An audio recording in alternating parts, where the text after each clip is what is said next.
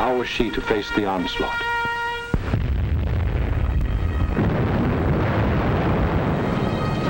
These scenes are ancient history. They occurred in 1914. The German armies, without warning, had smashed across neutral Belgium, invaded France, reached the River Marne only a few miles from Paris. Out of the French capital poured the French reserves, riding out to battle the enemy in every vehicle that could move. The famous taxicab army. Note well, it was riding out to battle. In the center of the French line stood the 9th French Army, commanded by a then comparatively unknown general. On September 5th, 1914, he is reputed to have said, "My right is driven in. My center is giving way. The situation is excellent. I attack."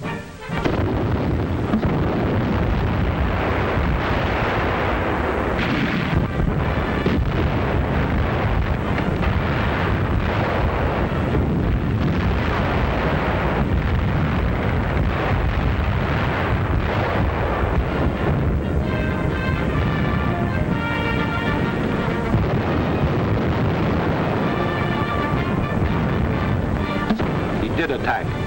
The German onslaught was checked, and Paris was saved. That comparatively unknown general later became commander-in-chief of all the Allied armies and presided at the signing of the armistice with the defeated Germans on November 11, 1918. To this general, the French people erected a monument.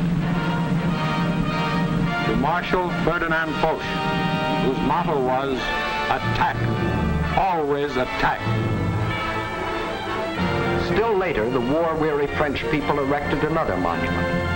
This one to a minister of war, André Maginot. Between the ideas symbolized by these two statues may well lie the military story of the fall of a great nation. In Foch's time, the proud spirit of France demanded nothing less than victory and placed its faith in the attack.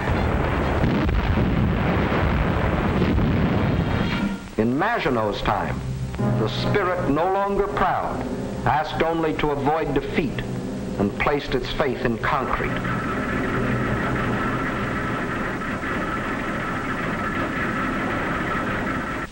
So the French built the mighty chain of fortresses called the Maginot Line. These tremendous bastions were built deep into the French land. They were connected by underground passages and railways, guarding France's eastern borders facing Germany. And when France was finally forced to declare war against the rising Nazi menace, the French troops, instead of attacking, were marched into their modern caves to wait for the Nazi blitz to smash itself against the Maginot Line. And their generals, headed by Marshal Pétain, proudly announced, "Whoever makes the first move in this war will be hurt."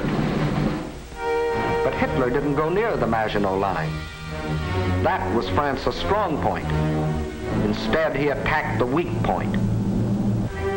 Hitler knew that the French had tried to avoid war instead of preparing for it. That knowledge was one of his greatest weapons. He knew they had planes, but he knew they were antiquated. He knew they had tanks, but he knew they were few in number and lightly armored.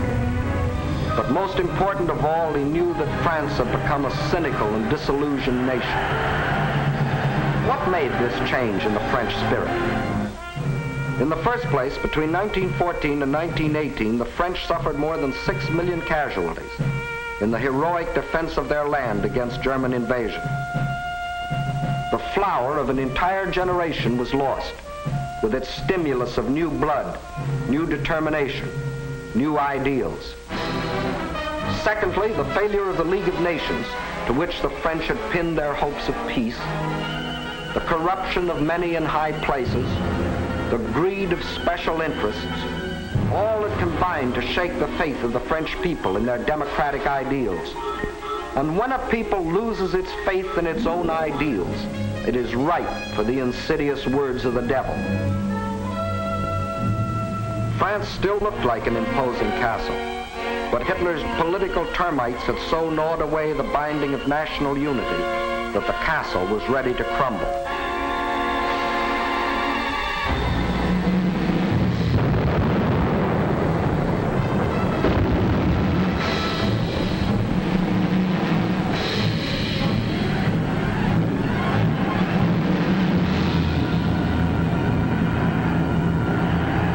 During those months of military inactivity that we called the phony war, a ceaseless barrage of German propaganda crossed the still waters of the Rhine to affect the soldiers in the Maginot Line. Why do you fight? Asked the banners. Poems and friendly notes were sent over by balloons. French tunes were played by German bands, and German hooey was broadcast in French.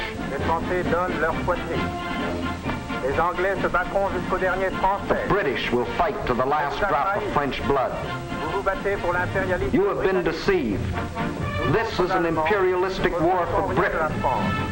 We Germans want nothing of France. What is happening to your wives back home, soldiers? The British are stationed in your villages. Yes, France was ready to be plucked. The whole force of the Nazi might was turned toward the west. How would they strike this time? Through Alsace-Lorraine as in 1870? Through the Low Countries as in 1914? What was the 1940 model conquest? The French considered the Maginot Line utterly impregnable, and therefore believed the Germans would again try a swing through the Low Countries as in 1914.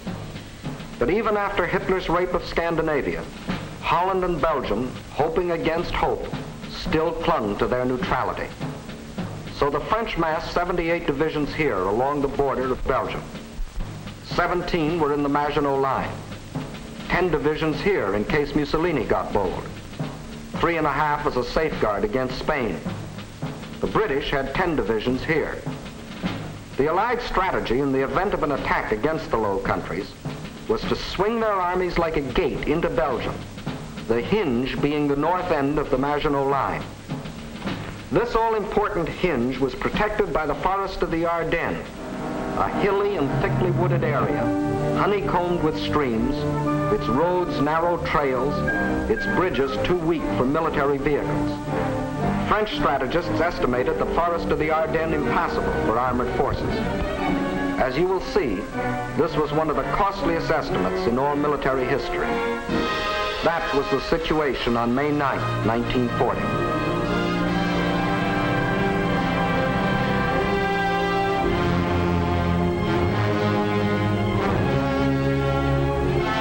The hour of trial had come.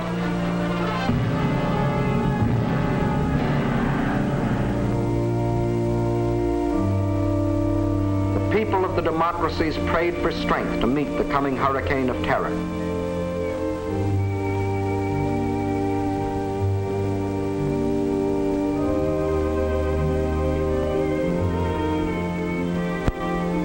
While across the Rhine, Jugend ist uns verschrieben und verfallen mit neuem.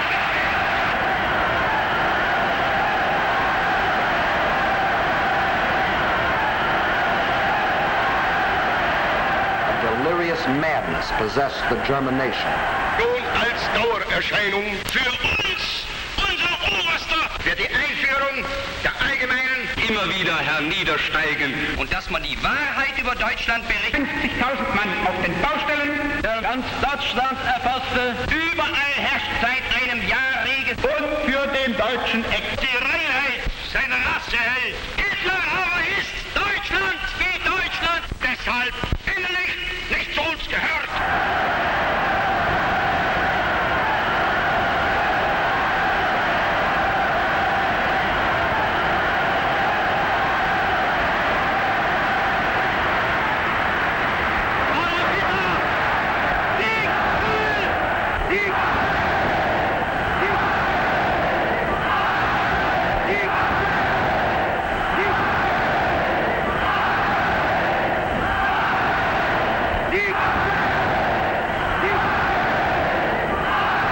Der Tag had come.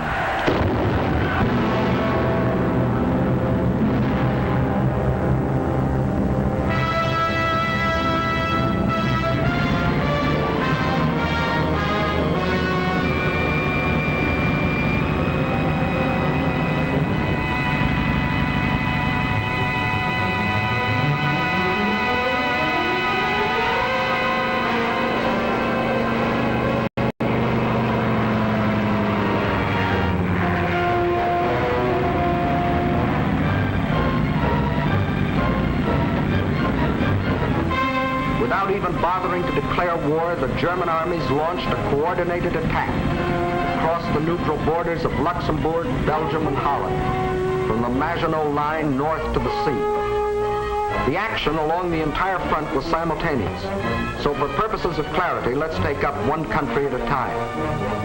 First, let's see what happened in Holland.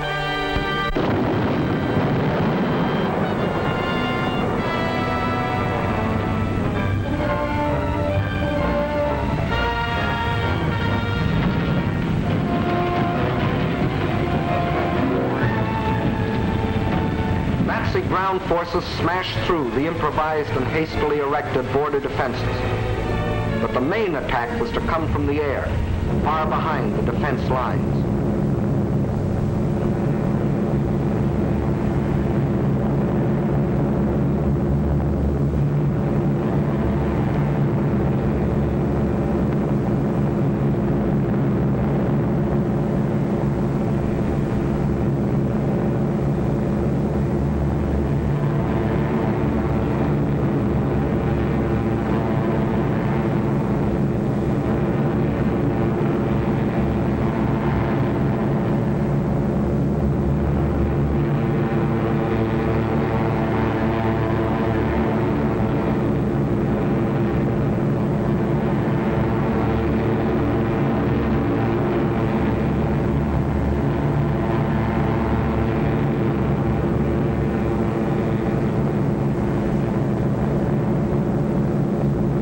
Over 10,000 troops were landed in this manner.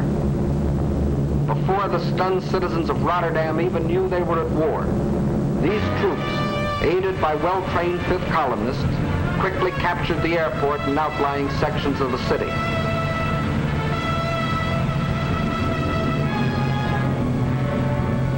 Meantime, Nazi armored columns were racing across the country, their progress speeded by other fifth columnists who prevented the destruction of vital dikes and bridges. These forces effected a meeting with the parachutists landed in Rotterdam. The Dutch were doomed to defeat.